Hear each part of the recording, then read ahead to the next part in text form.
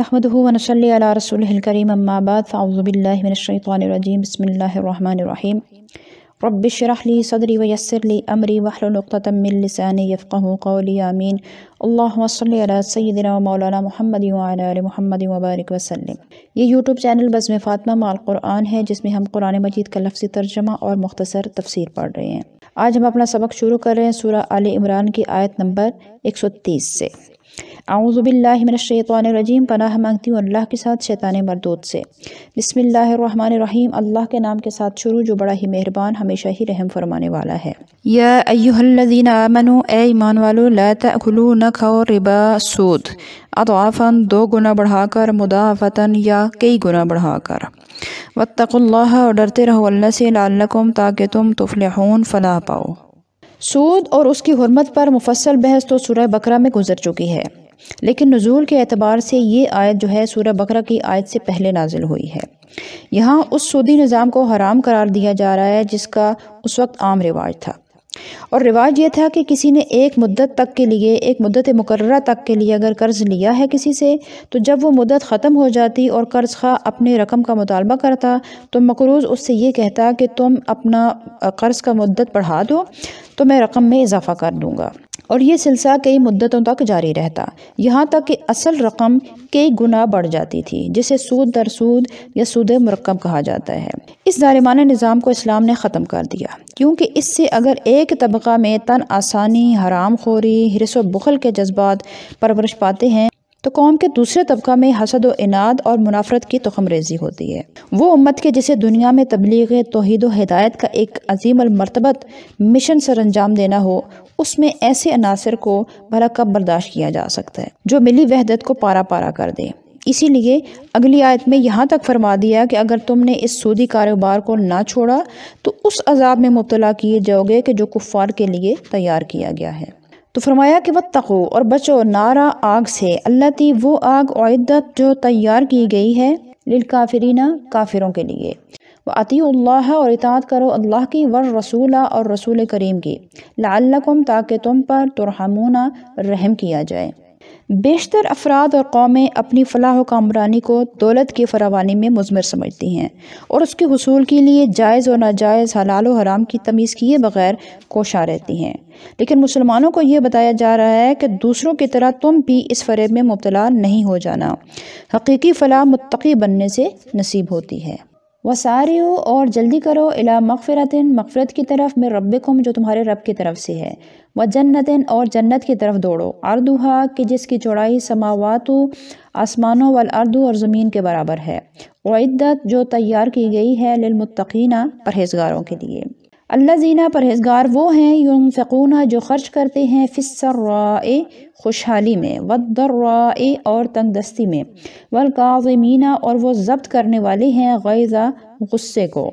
वलआफ़ीना, और वो दरगुज़र करने वाले हैं, अनिन्नासे, लोगों से, वल्लाहु, और अल्लाह ताला, युहिब्बु, बहुत पसंद करता है, मोहसिनीना, एहसान करने वालों को या नेकोकारों को। यानी इस बात की तरगीब दिलाई जा रही है कि उन आमाल की बजावरी में तेज़ी करो जो मग़फ़िरत के हुसूल के असबाब हैं। इसमें साबका गुनाहों से तौबा और आइंदा गुनाहों से इज्तनाब का अज़म भी मौजूद है। हर किस्म की नेक कामों का बजा लाना, ये सब चीज़ें दाखिल हैं इसमें। तो जन्नत की चौड़ाई के बारे में जो बताया है कि ज़मीन व आसमान के बराबर है, तो बाज़ लोगों का इसमें ख्याल है कि जन्नत की चौड़ाई फ़िल वाक़े इतनी है जितना आसमानों और ज़मीन का मजमूई रकबा है, और जब चौड़ाई की फ़राखी और वसत का ये आलम है तो उसकी लंबाई के क्या हिसाब होगा। लेकिन उलमाए लुग़त व अदब की राय ये है कि यहाँ जन्नत के अर्ज़ की मसाहत को आसमानों और ज़मीनों की मसाहत के बराबर साबित करना मकसूद नहीं है, बल्कि बतरीक़ा इस्तिहाला ये बताना मकसूद है कि जितनी वसत का तुम तसव्वुर कर सकते हो, जन्नत उससे भी वसीतर है। फिर इससे अगली आयत में मुत्तकीन की सिफ़ात बयान की जा रही हैं कि जिनके लिए जन्नत की बहारें चशम बरा हैं। उनकी पहली सिफ़त ये है कि वो खुशहाली में और तंगदस्ती व इफ़लास में अपना अजीज़ माल अल्लाह ताला की रज़ा जोई के लिए खर्च करते हैं। ऐसा करना कमाल तक़वा की वाज़ेह अलामत है। इस सिफ़त को सबसे पहले ज़िक्र किया क्योंकि इससे पहले सूद का ज़िक्र था, जिसमें दूसरों का माल बग़ैर हक़ के खाया जाता है, और इसमें सदका का ज़िक्र है जिसमें अपना माल बग़ैर किसी ज़ाहिरी इस्तेहक़ाक़ के गैर को दे दिया जाता है। और फिर क़स्म गैज़ उनकी दूसरी सिफ़त है। غیظ شدت غضب کو اور قسم بھری ہوئی مشق کے منہ باندھنے کو کہتے ہیں۔ بعض ایسی ناپسندیدہ حرکات اور ضرر رساں امور رونما ہوتے ہیں کہ جن سے انسان برافروختہ ہو جاتا ہے اور جذبہ انتقام سے اس کا دل لبریز ہو جاتا ہے۔ ایسے حال میں اپنے غصے کو پی جانا بے شک یہ بہت بڑی ہمت کا کام ہے۔ اور پھر تیسری صفت ہے عفو درگزر۔ عفو کہتے ہیں کہ باوجود قدرت کے انسان کسی کی خطا اور ضرر رسانی پر صرف خاموشی نہ رہے بلکہ دل سے اسے معافی کر دے۔ اور چوتھی صفت احسان، یہ مرتبہ تمام پہلے مراتب سے بلندتر ہے کہ انسان دشمن سے انتقام بھی نہ لے، اسے دل سے معاف بھی کر دے، اور صرف یہی نہیں بلکہ اس پر لطف و احسان بھی کرے۔ اس کی جلالت شان کی طرف اشارہ کرنے کے لیے اسلوب کا کلام بدل دیا اور یہ بھی بتا دیا کہ ان کو محبوبیت کا شرف بھی بخشا جاتا ہے۔ پھر ان متقین کی کچھ اور صفات اگلی آیات میں ہیں، والذین، اور جو لوگ اذا جبکہ فعلوا وہ کر بیٹھے فاحشۃً کوئی برائی، اور ظلموا یا ظلم کر بیٹھے انفسہم اپنے آپ پر، ذکروا اللہ تو وہ ذکر کرنے لگتے ہیں اللہ کا، فاستغفروا اور مغفرت طلب کرنے لگتے ہیں لذنوبہم اپنے گناہوں کی، ومن تو کون یغفروا بخش سکتا ہے ذنوبا گناہوں کو الا اللہ اللہ کے سوا، ولم یصروا اور وہ پھر اصرار نہیں کرتے علی ما ان کاموں پر فعلوا جو ان سے سرزد ہو چکے، وہم حالانکہ وہ یعلمون جانتے ہیں۔ تو ان کی پانچویں صفت ہوگی طلب مغفرت، یعنی انسان مجموعہ خطا و نسیان ہے، یعنی ان سے جرم سرزد ہو جائے تو فوراً احساس ندامت انہیں آ لیتا ہے، اور یہ جانتے ہوئے کہ گناہوں کو بخشنے والا صرف اللہ تعالیٰ ہے، اس کے حضور میں نہایت عاجزی سے گناہوں کی معافی کی درخواست کرتے ہیں۔ ان کی یہ توبہ حقیقی توبہ ہوتی ہے، ایسا نہیں ہوتا کہ ان کی زبان تو استغفر اللہ کے ورد میں مصروف ہو اور وہ اپنے عمل سے اس استغفار کا تمسخر اڑا رہے ہوں۔ فاحشۃً سے مراد وہ گناہ ہے کہ جس کا ضرر دوسروں تک پہنچے، اور ظلموا سے مراد وہ گناہ ہے کہ جس کا اثر ان کی اپنی ذات تک محدود رہے۔ پھر اگلی آیت مبارکہ میں فرماتا ہے کہ اولئک یہی وہ لوگ ہیں جزاؤہم کہ جن کا بدلہ مغفرۃ بخشش ہے من ربہم ان کے رب کی طرف سے، وجنات اور باغات ہیں تجری بہتی ہیں من تحتہا ان کے نیچے انہار نہریں، خالدین ہمیشہ رہیں گے فیہا ان باغوں میں، ونعم اور کیا ہی اچھا اجر بدلہ ہے عاملین عمل کرنے والوں کا۔ اب آپ خود اندازہ لگائیے کہ جس شخص میں یہ خصال حمیدہ ہوں گے کیا وہ اپنے شہر، اپنی قوم اور اپنے ملک کے لیے باعث ہزار فخر و برکت نہیں ہوتا، بلکہ یوں کہیے کہ وہ سارے نوع انسانی کے لیے رحمت الہی ثابت ہوتا ہے، اور وہ اس کا جائز مستحق ہے کہ اسے مغفرت اور جنت کی خوشخبری سنائی جائے۔ یہ ہے اخلاق کا وہ کامل معیار کہ جس پر مسلمان کو پورا اترنا چاہیے۔ آخر وہ رحمت للعالمین کا غلام اور امتی ہے، وہ کیوں نہ اپنے آقا کی رحمت کا آئینہ ہو۔ اگلی آیت، قد یقیناً خلت گزر چکے ہیں من قبلکم تم سے پہلے سنن طریقے، یعنی گزشتہ اقوام کے عروج و زوال کے طریقے گزر چکے ہیں۔ فسیرو تو سیر کرو فی الارض زمین میں، فانظرو اور دیکھو کیفا کیسا کانا ہوا عاقبت انجام مکذبین جھٹلانے والوں کا۔ سنن جمع ہے سنت کی، اور سنت اس راستے یا اس شاہراہ عام کو کہا جاتا ہے کہ جس کا ہمیشہ التزام اور پابندی کی جائے۔